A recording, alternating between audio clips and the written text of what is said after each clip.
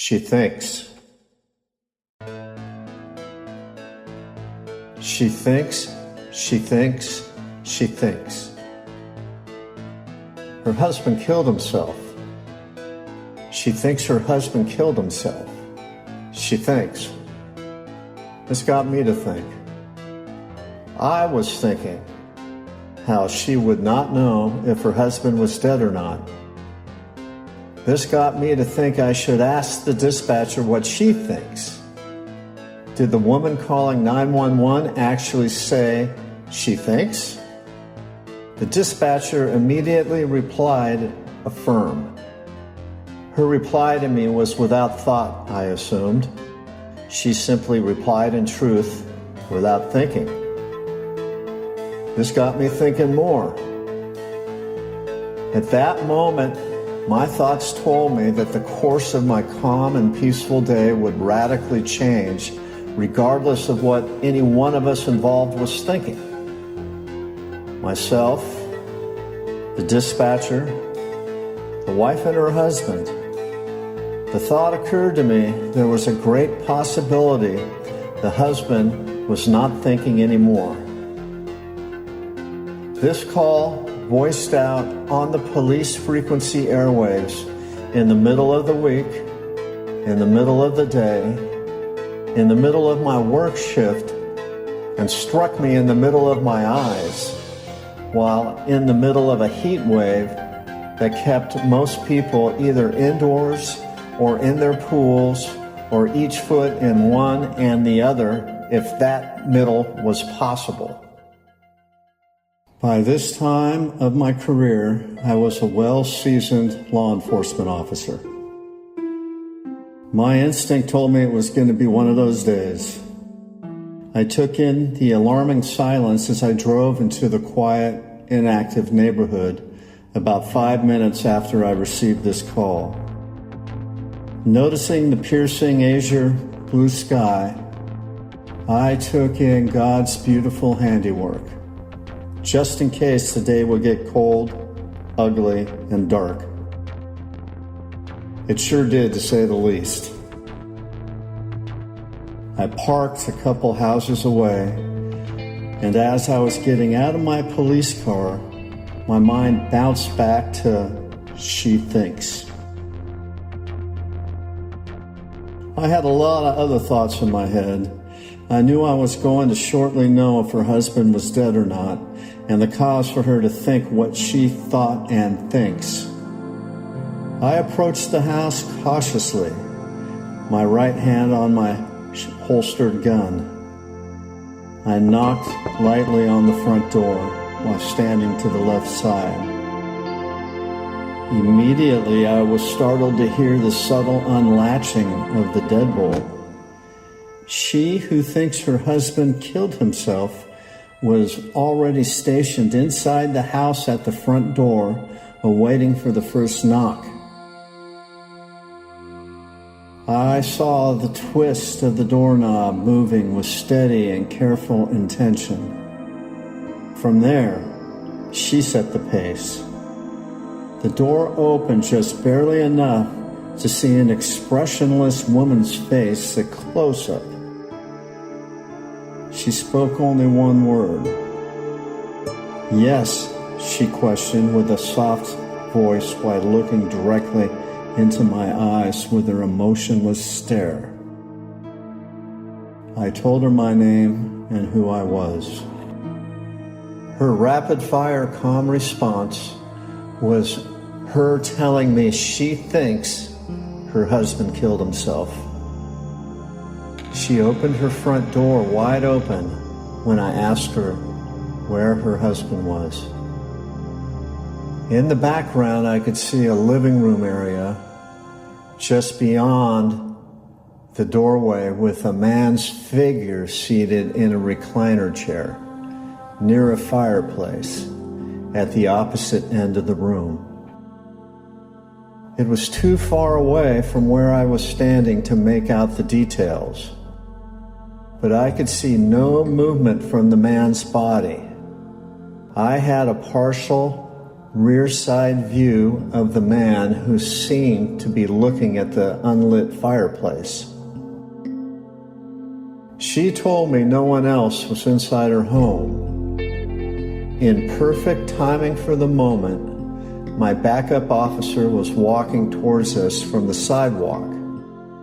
I walked the woman to meet the officer outside, noticing she looked shell-shocked, like a casualty of war. I then handed her over to him.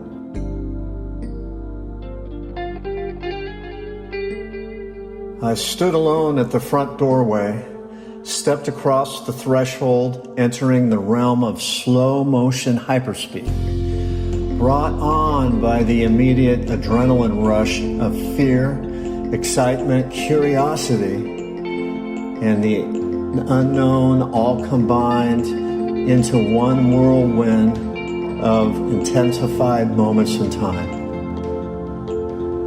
Life and death are equally created in one or the other or both. In these terrifying yet exhilarating passages of human awareness at its utmost efficiency. I drew my gun, closed the door behind me, and went to work. My first task at hand was my officer's safety. I had to make sure I was safe before I introduced myself to the sleeping man in the recliner chair.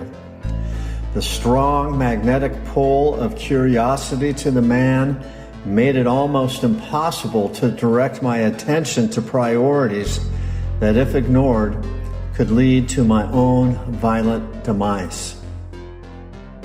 I was in no mood to become a dead cat that day with my one and only life, so I wisely attended to clearing, with gun in hand, one room to another until I ran out of rooms and potential hiding places. I found no one else in the house, but did find a single bullet that made its way through one wall, stopping across the room space in the wall behind the headboard in the master bedroom. Later, I found a handwritten suicide note on a counter in the kitchen. The least I could have done was remember what the man had written. Last words, written or spoken, are the most valuable words anyone can speak in a lifetime of words. Unlike the first words of a child, last words, regardless of age, speak with meaning, pure and honest truth from the heart of the dying.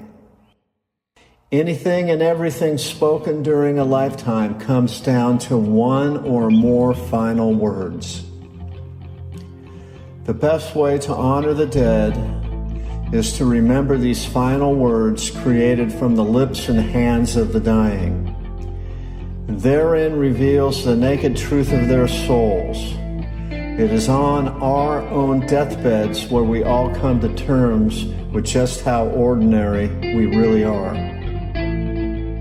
I honored the sleeping man in the recliner chair, all right, but in a different way.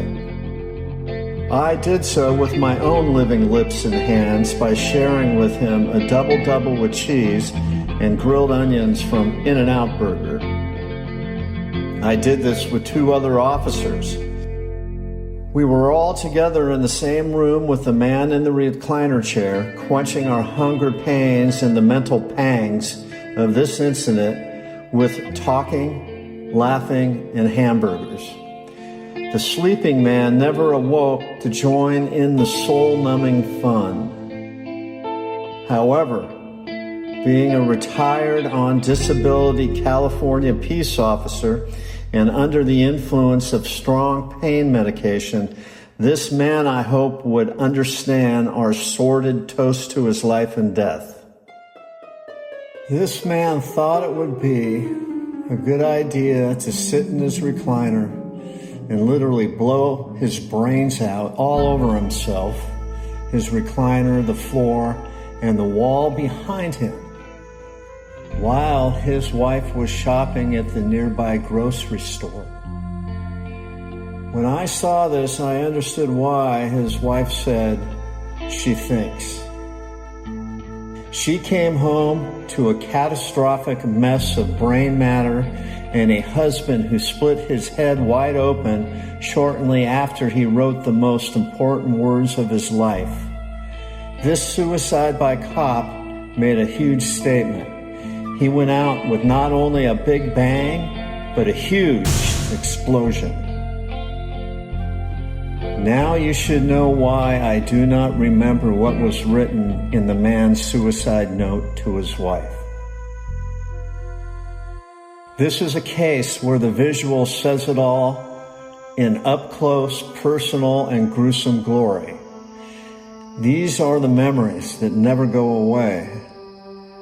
I thought the hamburgers and hideous humor amongst myself and fellow officers would be the coping mechanism needed to make this horrid memory dissipate with time.